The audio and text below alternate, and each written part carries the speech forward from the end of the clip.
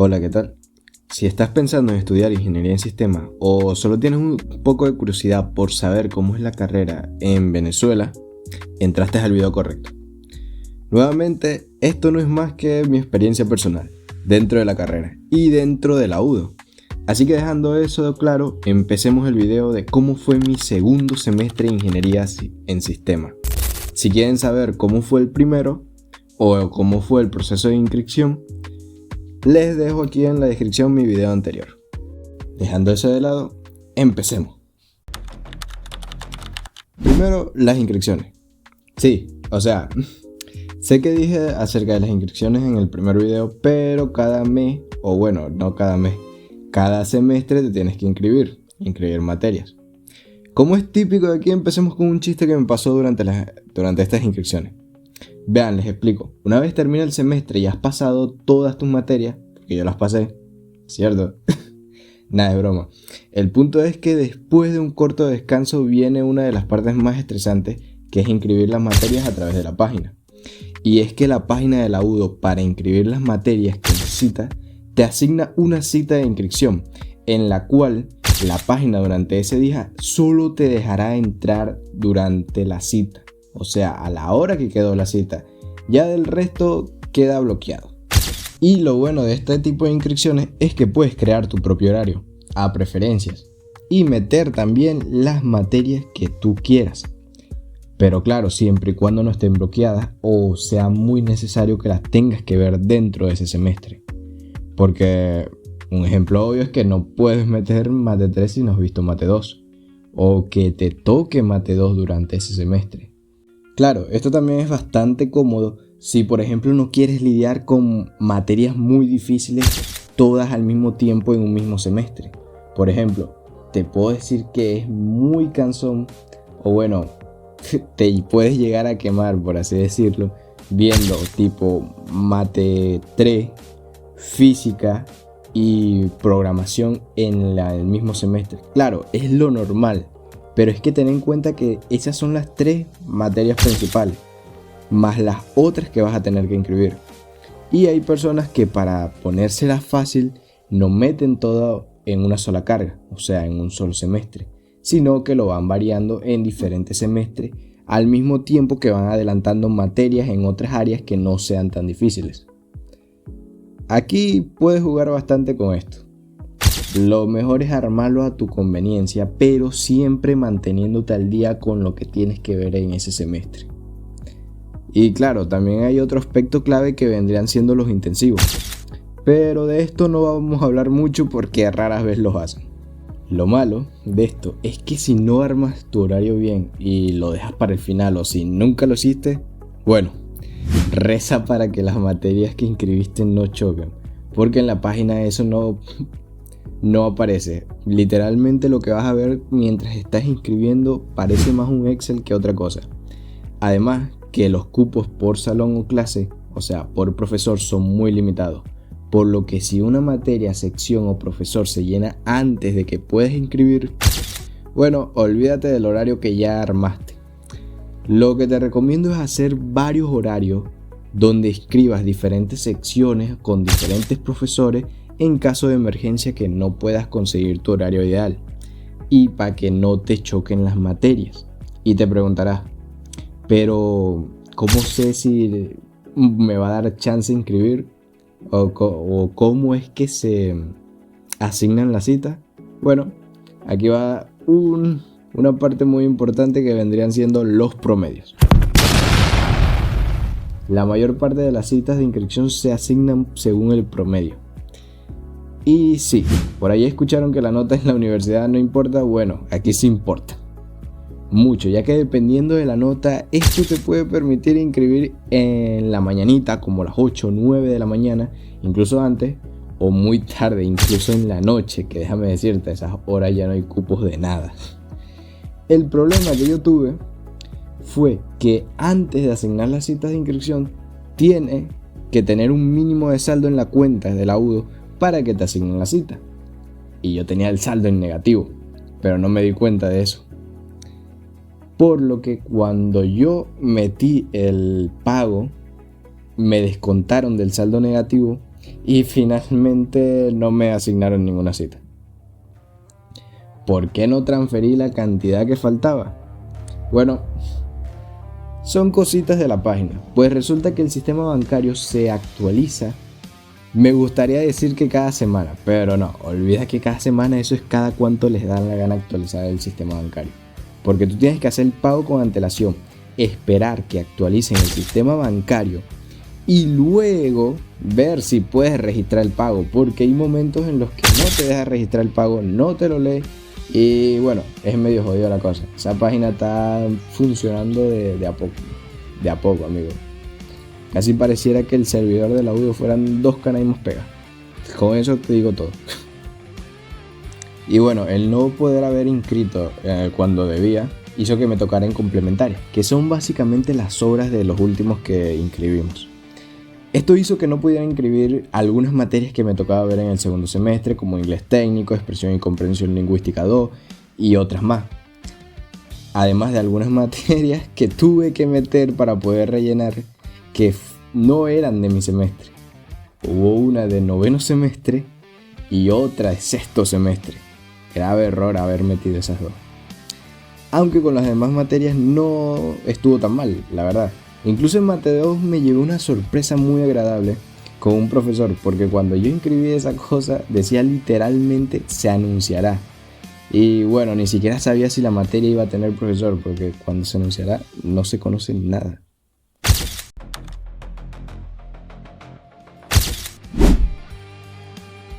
Bueno, ahora vamos a empezar con las materias. Empecemos con un clásico, la cabra, matemática. ¿Recuerdan que les dije que había inscrito con un profesor del que ni siquiera conocía el nombre y solo salía se anunciará? Bueno, pinche suertudo que fui. Ese era de los profesores que explican bastante bien y sus exámenes eran bastante difíciles también. Lo bueno es que para ciertos temas casi la mayoría dejaba usar formulario. Y déjame decirte que definitivamente ibas a necesitar un formulario. El primer tema que vimos fue cónica, básicamente geometría analítica. Aquí te enseñan cómo se componen algunas de las principales formas geométricas en base a una ecuación o función, desde formas simples como una circunferencia hasta conos y elipses. Este parcial fue en pareja y el primero en mi historia en la universidad que llegué a raspar. La nota mínima era de 5 y la máxima es de 10. Yo terminé sacando un 3, cosa que luego pude recuperar por lo menos, pero el problema es que cometí un grave error, y el cual fue que copié mal las fórmulas en el formulario. Una en particular que para cuando me di cuenta que estaba mal, bueno, ya no quedaba tiempo y tuve que entregar con toda esa broma mala. Pero bueno, son cosas que pasan. A partir de aquí, el segundo tema y el resto van a girar en torno a las integrales. Será mejor que practiquen mucho y muy bien, principalmente que las entiendan, ya que las integrales los van a acompañar a lo largo de toda la carrera. Capaz y vean integrales hasta en la sopa. Otra cosa que se pasa muy por encima durante este tema, principalmente en la segunda unidad, son las ecuaciones diferenciales, que si bien en Mate 2 se pasan muy por encimita, van a ser una mascoherramienta que los va a ayudar más adelante, créanme. Por lo menos entiendan el concepto de lo que se tiene que hacer de una ecuación diferencial. Y siguiendo con las integrales, van a ir viendo más integrales directas, básicas, luego irán escalando con técnicas de integración. Aquí yo les recomiendo, como decía mi profesor, tómense el tiempo de resolver y practicar ejercicios como si fuera un juego, de forma que algunos ejercicios que no puedan hacer será por falta de alguna habilidad que todavía no han aprendido. Y recalco, esto nos lo dijo mucho nuestro profesor, y es que hacía algo interesante, y era que la guía de ejercicios incluía algunos que no se podían resolver, o que al menos no ibas a poder resolverlos para ese momento, con lo que habíamos visto hasta ese entonces. Lo que hacía que teníamos que jugar con esas integrales de forma que pudiéramos darnos cuenta de qué se necesitaba o si se necesitaba una técnica especial para poder resolverlas. Y si parece un poco injusto, para algunos, pero el mismo profesor avisaba de estos ejercicios, mas no te decía cuáles eran los que no se podían resolver. Cosa que para muchos pensarán que es una pérdida de tiempo, pero en realidad no. Esto va a aumentar en gran medida tu resiliencia y nivel de habilidad. No es que te hayas equivocado, no es que simplemente te hayas equivocado, es que aprendiste varias maneras de cómo no resolver ese ejercicio. Incluso algunos te forzaban a abrir la mente. Todavía recuerdo en uno que mis amigos y yo no podíamos resolver, al punto que tuvimos que llevárselo al profe y decir: profe, ¿cómo carajos resolvemos esto? Y bueno, el profe nos cayó la boca literalmente convirtiendo un fucking 1, en coseno cuadrado más seno cuadrado. Bueno, a lo mejor si estás en la carrera o tienes más o menos conocimiento de matemáticas, conocerás esa identidad trigonométrica. Pero es que para poder ver que en una integral tienes que convertir un 1 que sale en coseno cuadrado más seno cuadrado, se requiere un gran nivel de experiencia y de práctica, cosa que nosotros aún no teníamos interiorizado tanto.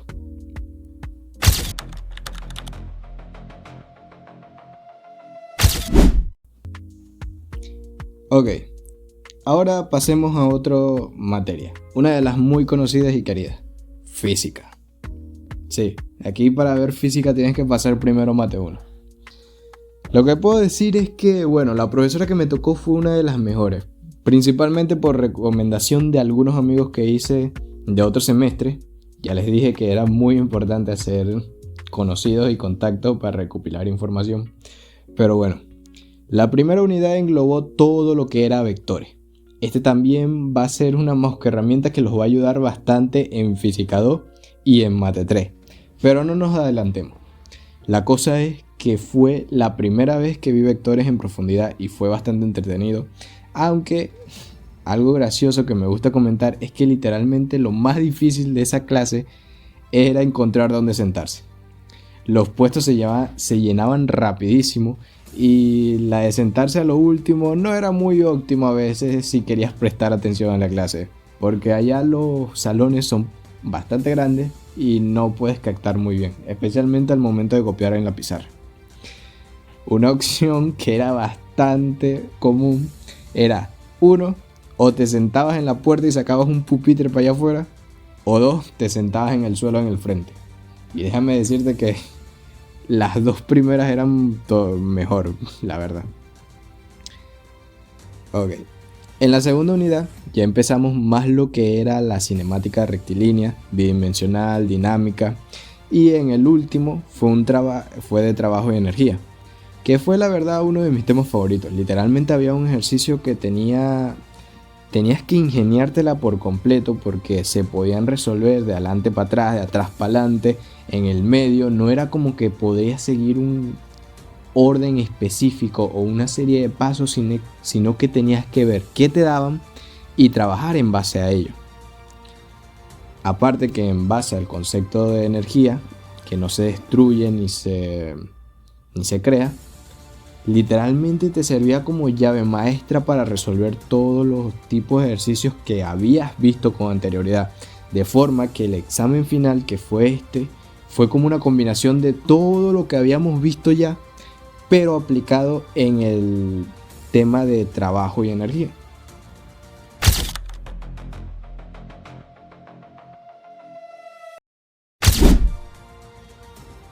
Ahora sí, introducción a la lógica formal y algoritmo. Aquí empezamos con las materias propias de la carrera, la cual, vean, aquí si no están en la carrera todavía, para los que quieran cursarla, les recomiendo mucho aprender programación. Pero no se vayan directo a aprender un lenguaje en específico y escribir código. Empiece con lo básico. Diagramas de flujos, pseudocódigo. A lo mejor pensarán que es una pérdida de tiempo, pero lo que diferencia un programador de un ingeniero son los fundamentos y la capacidad del ingeniero para optimizar los sistemas. Esto es algo primordial. Sé que normalmente cuando se empieza está el típico chiste de que mientras funcione no lo mueva. Pero lo cierto es que como ingenieros, no como programadores, tenemos que buscar el funcionamiento más óptimo de los sistemas. Y bueno, Como es de esperarse, aquí vimos todo lo que eran las bases de la lógica formal y los algoritmos. Lo que son los diagramas de flujo, el pseudocódigo, que son las variables, los condicionales. Y bueno, la mayor parte de los programas los hacíamos en papel, obviamente, porque son las bases. Mas a medida que se va avanzando en la carrera, el papel todavía se mantiene. O sea, incluso en objetos de programación, abstracción de objetos, van a seguir viendo programación y van a tener que programar en papel. Así que váyanse acostumbrando a eso y no tanto al autocompletado que te da el VS Code, el Visual Studio Code. Y bueno, para este punto, cuando yo empecé esta materia, yo ya sabía programar, por lo que no me costó mucho. Más bien estaba algo emocionado por aplicar lo que ya había aprendido, ver cómo lo explicaba el profe, aunque en ciertos momentos sí teníamos ciertos roces con el profesor, porque en algunos programas era muy difícil saber qué era lo que él quería exactamente que hiciéramos. Entonces llegabas a confundirte con lo que explicaba y luego con lo que corregía.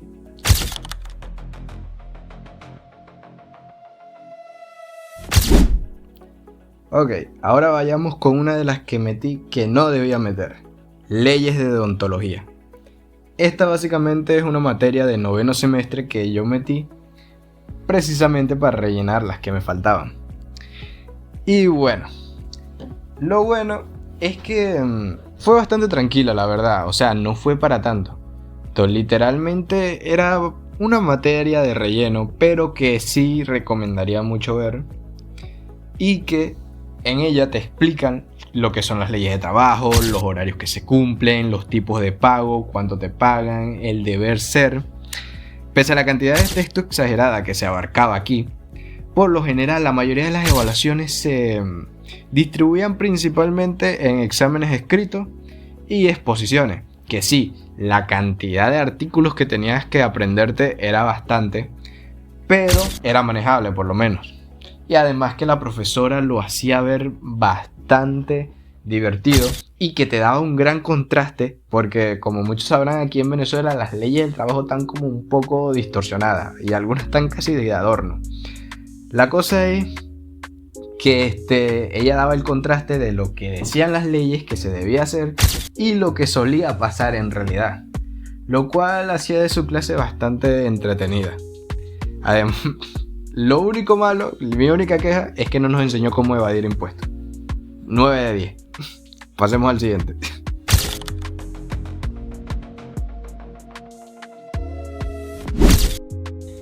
Ahora vamos por el mayor error que pude haber cometido al momento de inscribir materia: gerencia de mantenimiento. Esta salía principalmente como una electiva, que son básicamente materias que complementan la carrera y que son opcionales, pero que sirven como una especie de especialización. Hay algunas como optimización de datos, dirección de reuniones, etc. Y estaba esta, que era gerencia de mantenimiento, que es más o menos como lo que hace un operador de planta. Pues resulta que el ingeniero en sistema es como el gato de la ingeniería: donde lo tires tiene que caer de pie. Y pues verán, resulta que ver esta materia en realidad tienes que estar al menos en el sexto semestre, y yo estaba apenas por el segundo. Así que bueno, traté de llevarle el ritmo de las clases, pero que va. Había mucho de lo que no tenía ni la menor idea, e incluso para la primera evaluación necesitábamos registrar y tomar notas de las maquinarias de una empresa de la que nosotros elijamos. Y no era simplemente buscar en internet el tipo de maquinaria que usaban, sino que tenías que ir al sitio, verificar, tomar fotos y ir tomando nota de cada uno de los aspectos de dicha maquinaria. Y la profe tampoco es como que nos lo dará fácil, porque no nos daba ni siquiera una carta de recomendación para poder ir a la empresa y revisar. Tenías que jugártela a la suerte, escribir y ver qué pasaba. Al final no pude llevar el ritmo de las evaluaciones y terminé sacando la materia. Bueno, gracias por llegar hasta el final del video. Veré si sigo haciendo videos de esta serie. Noto que el video va a quedar un poco largo, más que nada porque el guión es casi el doble que el anterior. Pero bueno, Espero que les haya gustado o que por lo menos les sirva de algo, no sé, los consejitos, una que otra cosa, algo de inspiración, si quieren estudiar ingeniería en sistemas, si ya la están estudiando o si solo tienen curiosidad a ver cómo es aquí en Venezuela, especialmente en la UDO, que es donde yo estoy estudiando. Gracias por el apoyo y quiero ver también si hago videos un poco más informativos, sea de programación o cualquier otro aspecto. Si tienen algún tema del que quieren que explique o de los que haya mencionado y quieren que lo explique más a fondo, háganmelo saber en los comentarios. Gracias a los dos anteriores que comentaron en el video, muchas gracias por el apoyo y chao chao.